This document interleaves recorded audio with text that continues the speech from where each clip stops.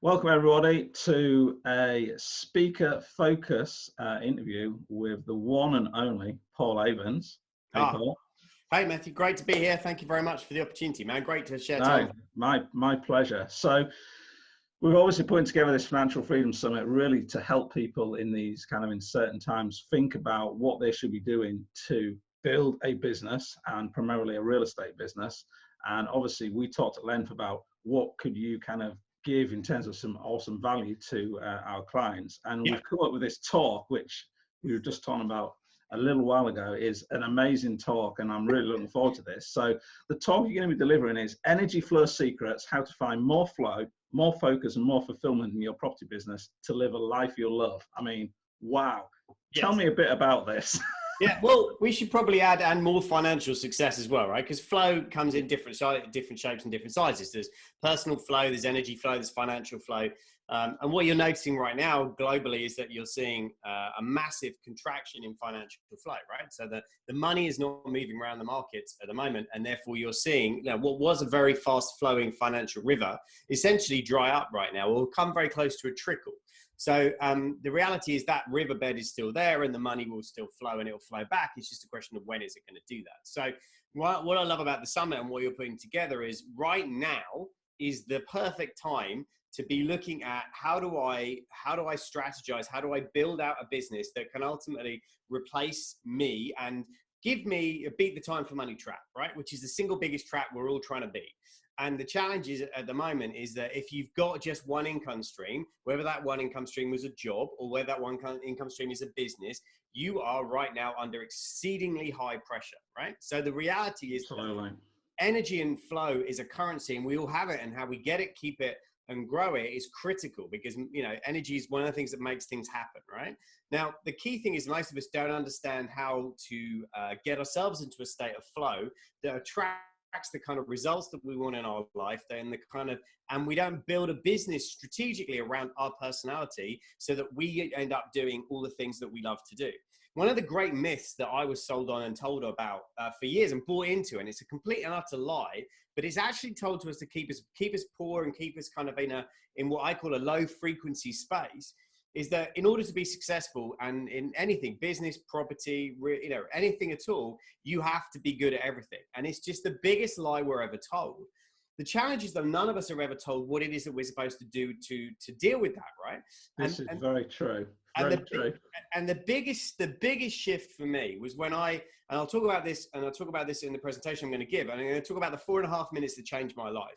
And I'm going to talk about why those 4.5 minutes completely transformed the way I was running the business I had, the way I was running the life I had, and the investments I made subsequently. And the fact that right now, today, I'm very lucky. You know, I've got 3 really successful businesses running right now. And that's not to brag or show off in any way, shape or form, but it's to say right now I've got 3 income streams. So if one's contracted, I'm not stressed out about that. Right now, one's exploding. Our online business of building funnels for people, sales funnels, is just blowing up right now.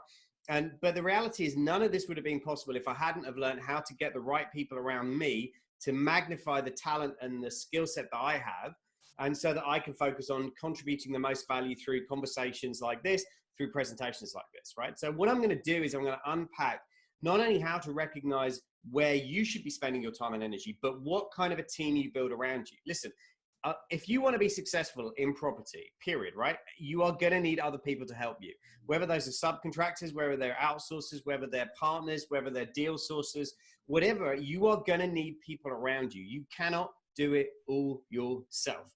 And the challenge is that most of us try that, and in trying that end up getting burnt out or stressed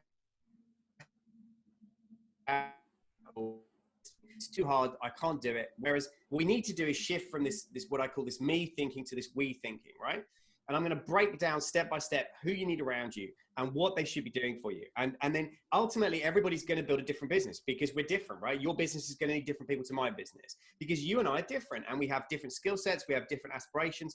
We have different talents. And ultimately, unless we have the ability to navigate the journey of how we get from where we are to where we want to be, right? This whole point of the idea is you need to be able to navigate from where you are to where you want to be, because the time you need a map is before you get lost. And the great thing about a compass is that if you've got a compass that you understand, a self compass, a personal compass about how you function, you are always able to find north. You're always able to find a way back to flow, which is where your energy comes from, right? And energy is a currency. Be under no illusion. Energy is a currency. And if you're out of it, if you're tired, you're exhausted, you're surrounded by negative people, that currency will dissipate, and you will find it very hard to create any kind of financial success or any kind of future success that you want. So looking after that becomes one of the primary things that you want to do, and then understanding who you need around you to get the result that you want over the next 2, 3, 4 years, whatever that happens to look like for the property business you want to create. You're going to need to understand who to have around you if you want to create the leverage and the lifestyle that I know everybody on this summit on the 26th of April, certainly when I'm speaking on the 26th of April, they're going to want, right? You want leverage and lifestyle. And if you want that, that doesn't come without a team, period. You can't do it without it.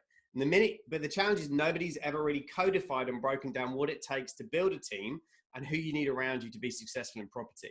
That's what I'm going to do for your audience, for your incredible community on that day. I'm going to literally take you through the 5 steps that everybody needs to build a high-performing team around them so that they can get the leverage and the lifestyle that they really want, and ultimately the freedom and the financial terms that they deserve. And that's why when you told me what the kind of title was to begin with, I was like really excited, because I think one of the things that you've so eloquently put is the fact that everyone is different, and everyone has to build a business in a different way. And I think, you know, one of the great things, you know, I've always loved about the stuff that you brought to the party in terms of, you know, where you're coming from is you have that experience from outside looking in from a business consultant coach perspective, but also you do have a lot of clients and have had a lot of clients forever in the property space. So you kind of get it. And there are some people I talk to that have great tactical knowledge, but they don't quite understand the market really well. So this is why, you know, it's one of the talks I'm really, really looking forward to. Just a little bit about, obviously, team dynamics, which is kind of your company, and that flow through from, say, wealth dynamics, because I think a lot of people have heard of, obviously, wealth dynamics, which is, you know, personality profiling, about the type of person you are and how you interact with other people. Obviously, team dynamics then goes that next step forward. So maybe you can just tell us a little bit about that, because again, I think it's really crucial that people understand that you can be an introvert, you can be an extrovert. That's obviously one type of level, but then you can be someone that's, say, really good at numbers, but not necessarily awesome at creating deals, and still build a business. So perhaps you just give us a little flavor of team dynamics and how that flows through into this. Yeah, sure. No, absolutely. Listen, I mean, a couple of things. Firstly, just to speak to the first point, you know, I've been very fortunate over the years and very blessed to work with some of the biggest, most successful property investors in the space. Some very well-known names like yourself, as well as, you know, I have clients who have multi-million-pound businesses who also tend to take the cash that they generate from that and buy physical assets, buy property, right? So I've got clients who buy and sell hotels. I've got one client who's got a 80 million pound commercial property portfolio.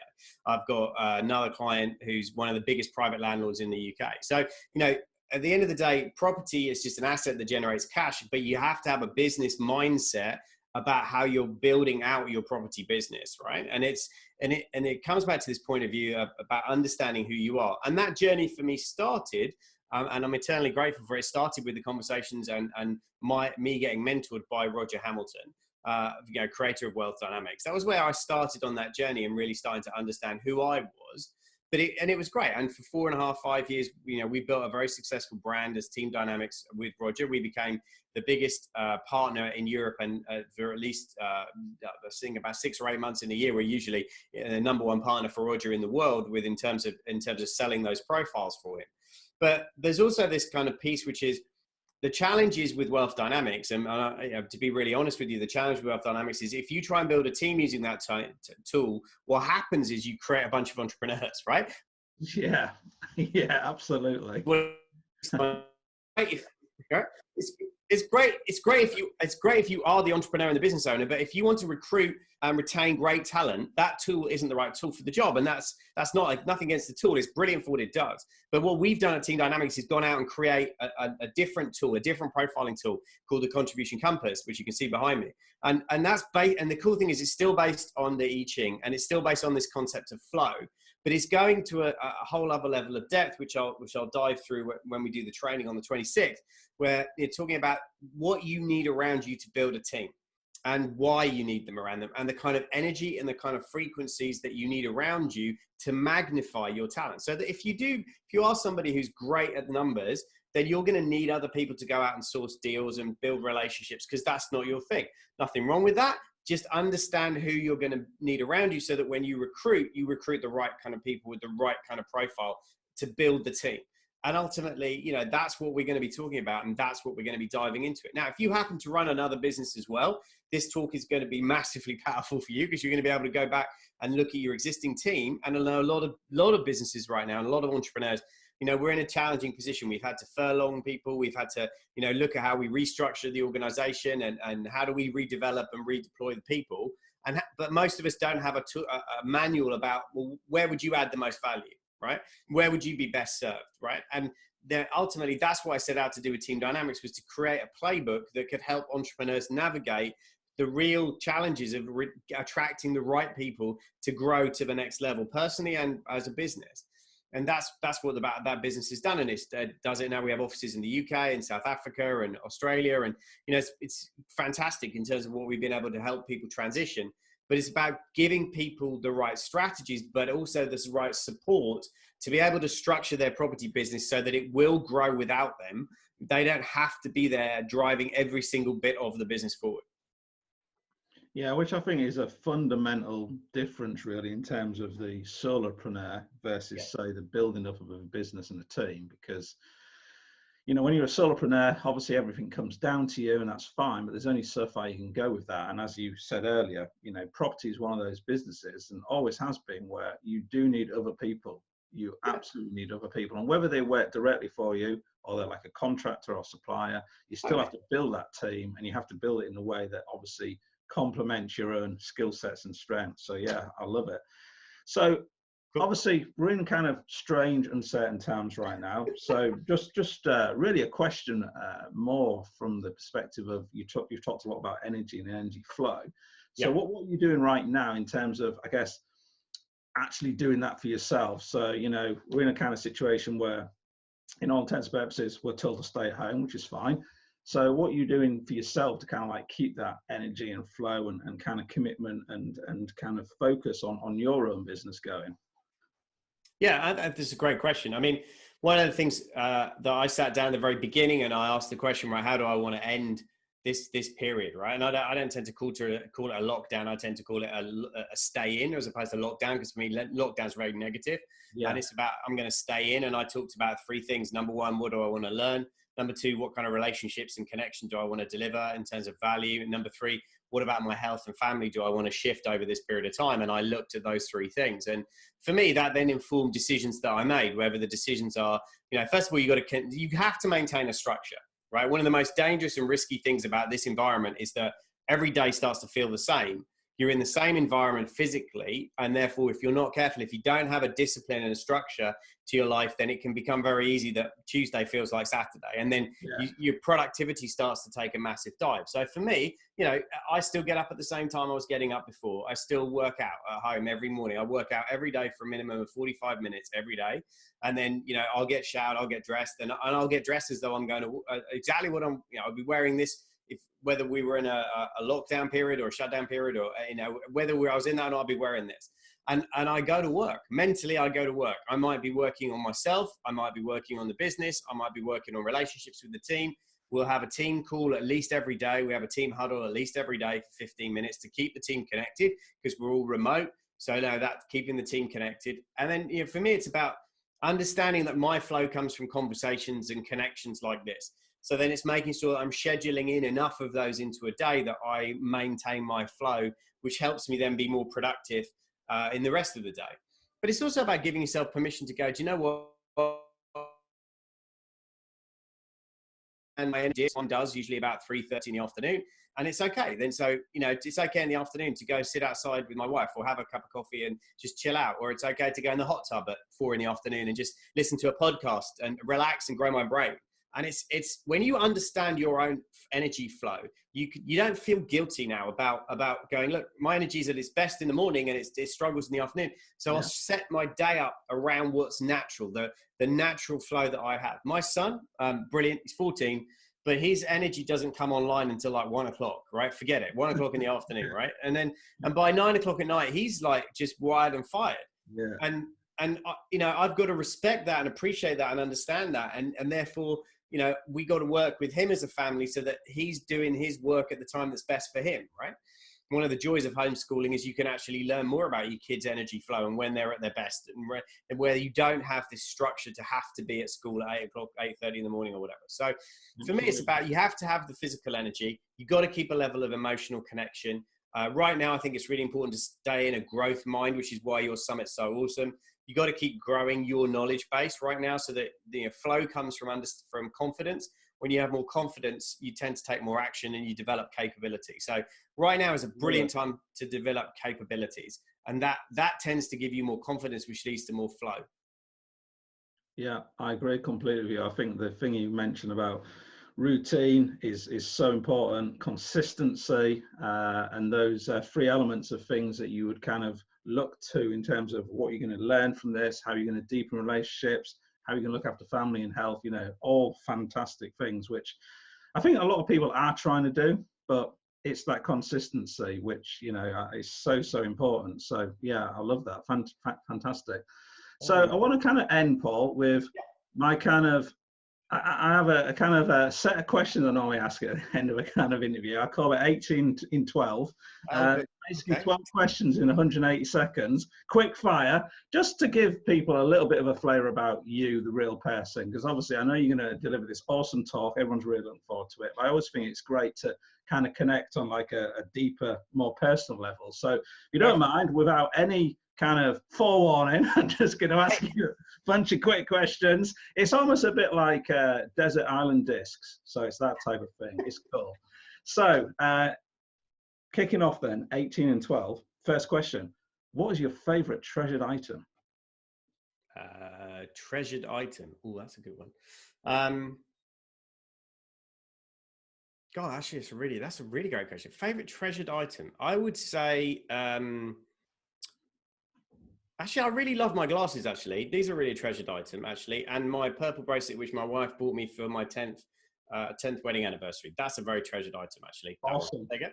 I love it. If you were to choose one favorite book to read or to take with you. Think and Grow Rich. Next. Think and Grow Rich. Favorite film or TV series? I'm a big fan of The West Wing as a TV series, and Studio 60. I was a big fan of that when it was out. In terms of film, anything that involves Captain America and the Avengers. So awesome. I love that. I love that. There you go. So I'm a big Avengers fan. So that'll do. Thought back to childhood, what would be your favorite childhood memory?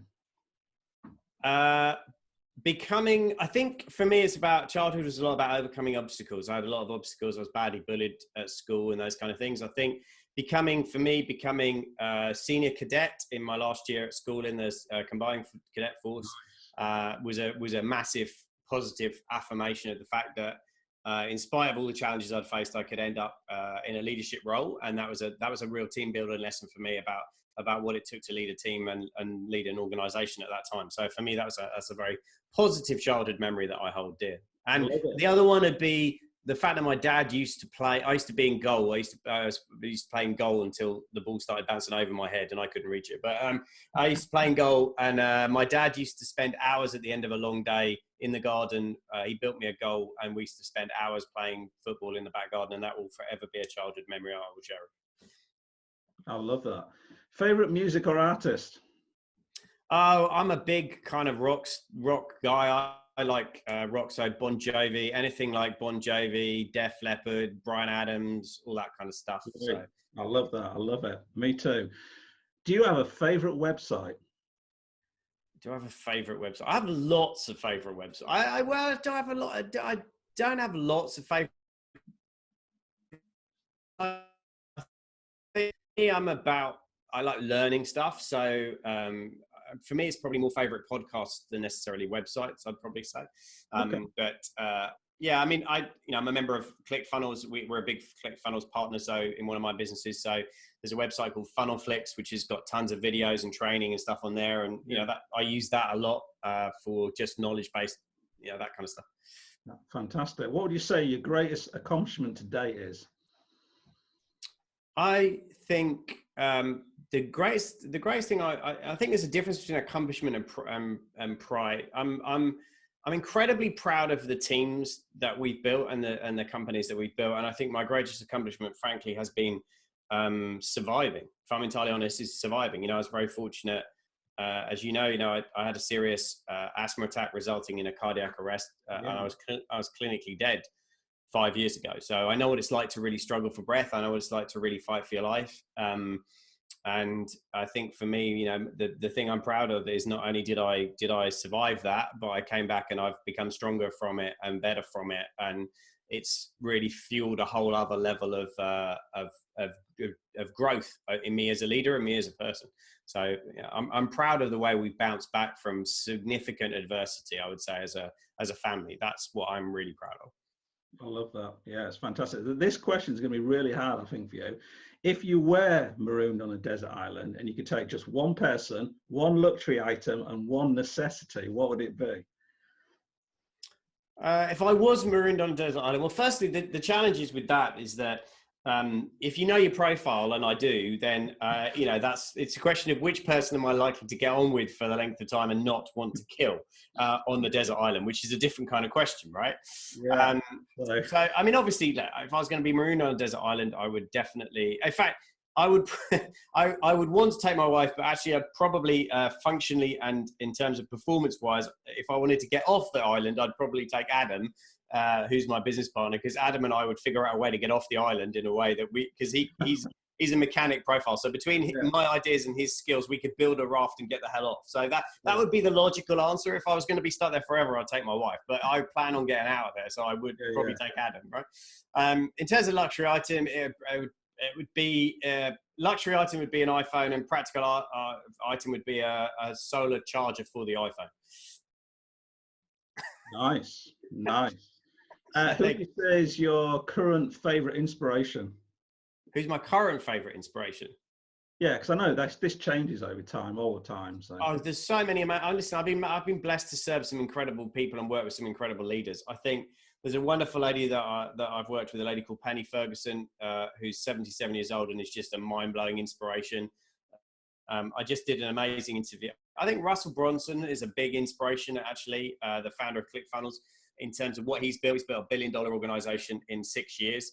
And his commitment and his passion to serve his community, I think, is really inspiring. So, yeah, I mean, you know, there's two people that I find, you know, one from the UK and one from the US, who I find particularly inspirational to be around. I love that. Yeah, awesome. Do you have a favorite hobby? Yeah, keeping fit, working out, and learning about nutrition. You know, learning about how your body really reacts to training and kind of. That's a massive hobby. But the other one I would say without question is I'm an absolute nut for cars and watches.